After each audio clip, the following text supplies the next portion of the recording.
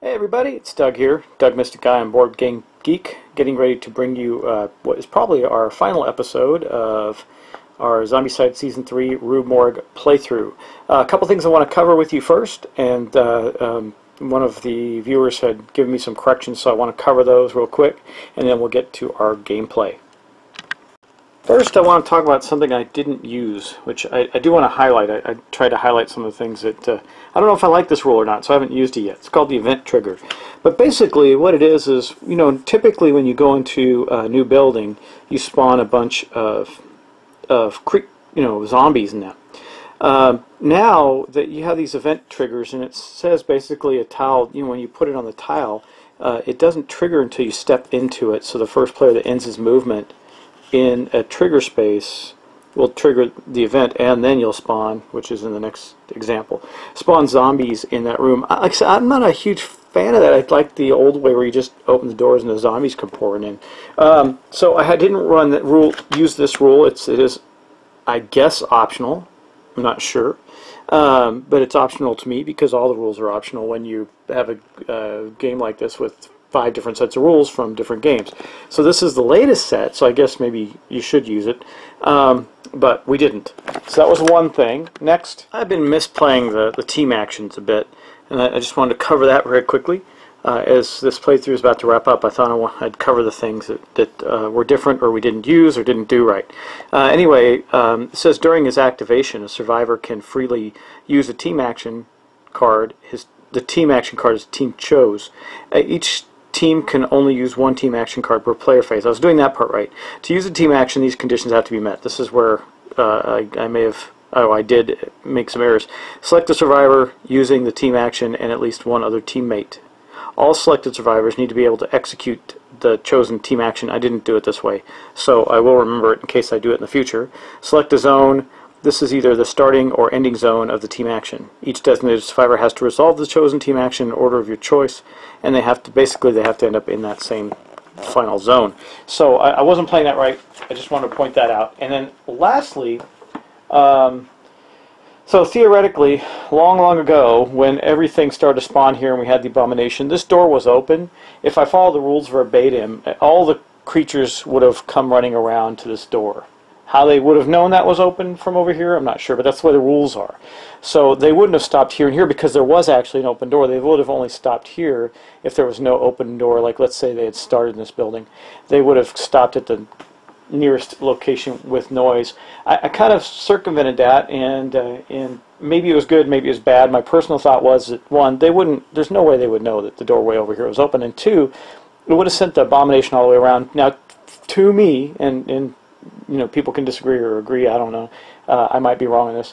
I thought it was kind of cheating because the abomination would have went running over there and I could have avoided him completely, but maybe not, I don't know. Anyway, but that's the way I played it. I just wanted to point out that that's not actually accurate. That was a judgment call on my part for the gameplay, but what accurately should have happened is they should have marched all the way around to that far door over there. Anyway, let's get started. So the first thing I'm going to do is I'm going to remove all of these noise tokens from here. And by the way, Happy New Year. By the time I post this, it will be post New Year, even though or on New Year's Day. I'm not sure if I have some extra time to post some things on New Year's. But either way, Happy New Year.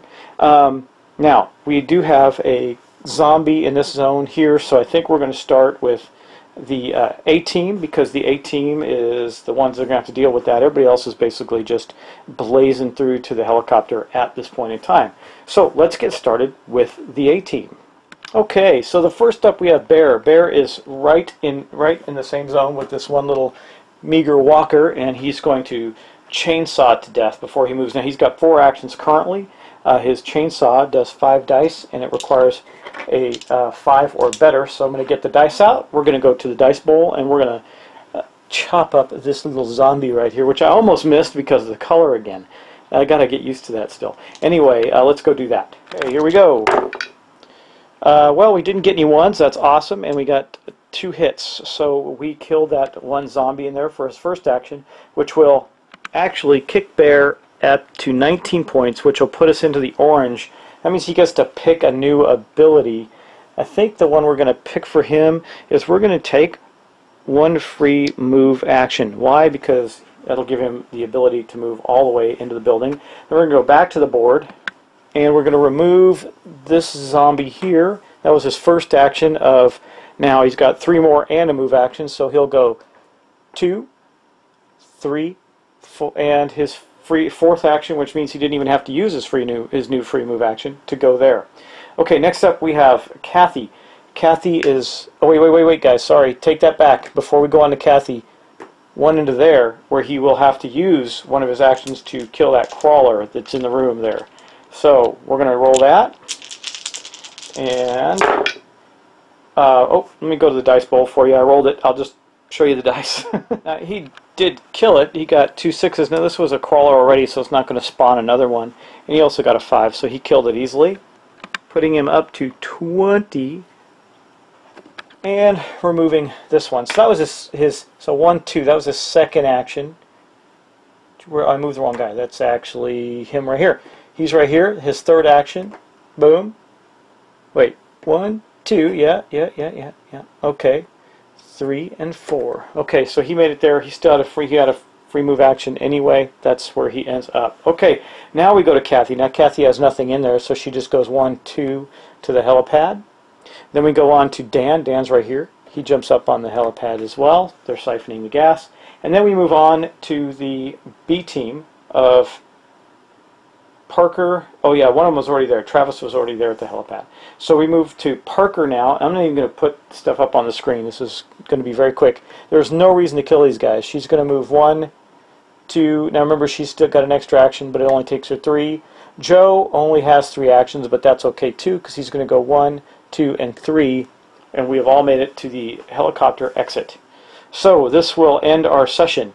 Again, this was our learning session for Rue Morgue. I've played the other Zombicide games a bunch, but this will be our first one for Rue Morgue, and I thought I would share this with you. I hope you enjoyed it. We did have some rules clarifications and changes, which I'm always happy to support and get posted so you guys see what they are. Do I like this game? Is it essential? So let's talk about that for a moment. Yes, I think that, well, I do like, so let's put that in 2 segments. I do like it, yes. I like, the zombies are okay. They don't really add that much. The crawlers, yeah, that's a neat mechanic. I think if the other zombies were mixed in, it would be even a more interesting mechanic, which is something I'm looking forward to. And then the other part is, do you need it? Well, no. Now, with Angry Neighbors, we'll see how that goes. I don't know if how much that's going to add. Does this add anything super cool? Well, I kind of like the, even though I wasn't playing it correctly, I kind of like the team thing.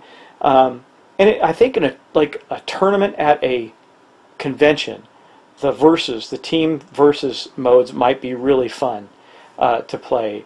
Normally, though, I do prefer my co-op games to be co-op.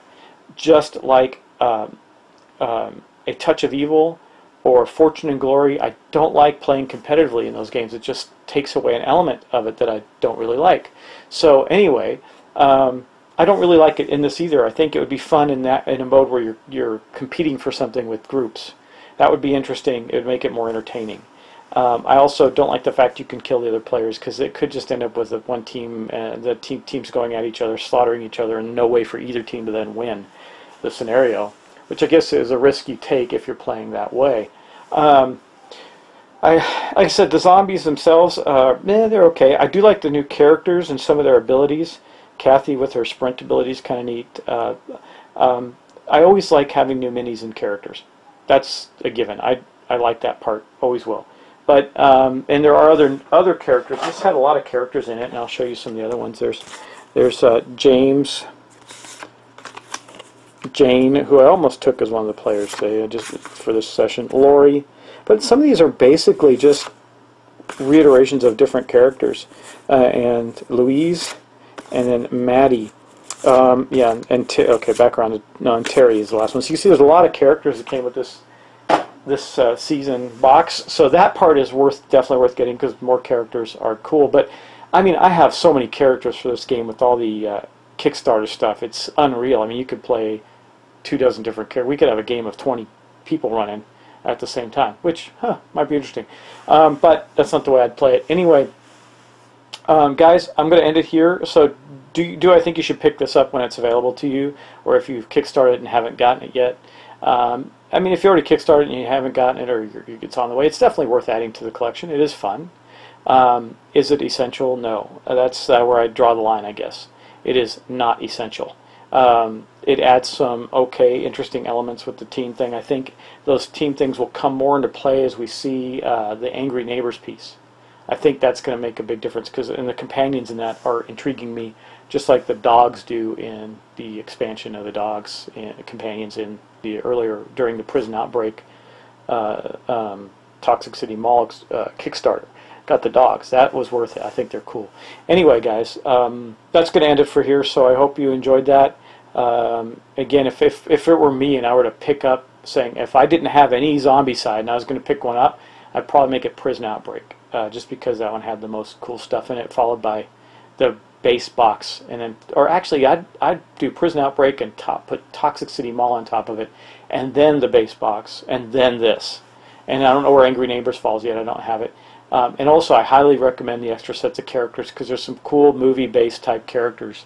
Like there's a character like Hannibal Lecter, and one like, I don't know, there's so many I can't even think of them. Having a hard time pulling another one out of my head. Anyway, guys, thanks for watching. I hope you enjoyed it. Again, Happy New Year to you. We'll see what's next on the table. I got a lot of selections, and whatever it is, it'll be something probably co-op-y and fun. But we'll talk to you soon, and take care.